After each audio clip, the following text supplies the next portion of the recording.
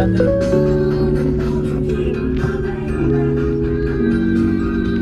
Ikaw di ba foreigner na singin?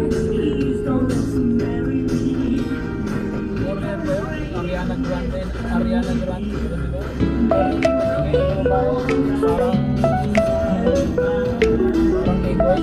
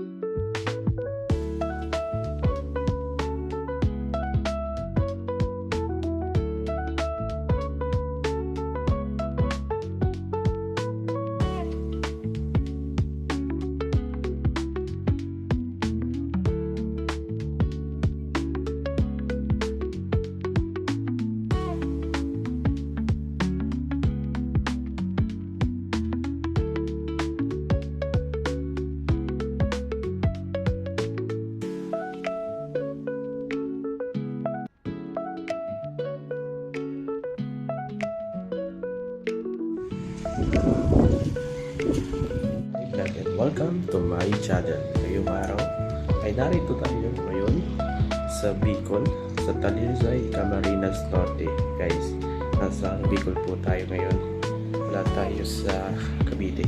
So papakita ko po yung dagat sa inyo, guys. Yan.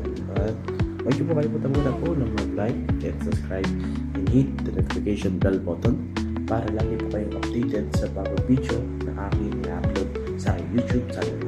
Follow and like, share na po, and hit the notification bell button para lagi kayong updated sa video na aking i-upload. Yun na po, maraming salamat.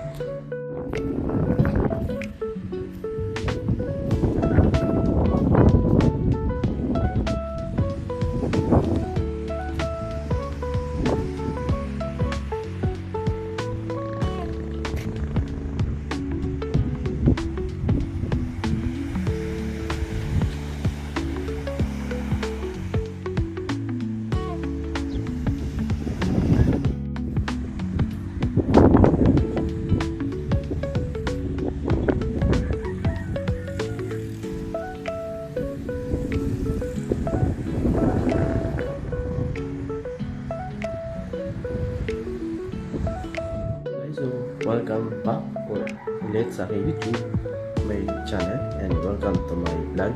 And ngayon guys, sasabihin ko na sa inyo, ito yung Acair Beach Resort na wala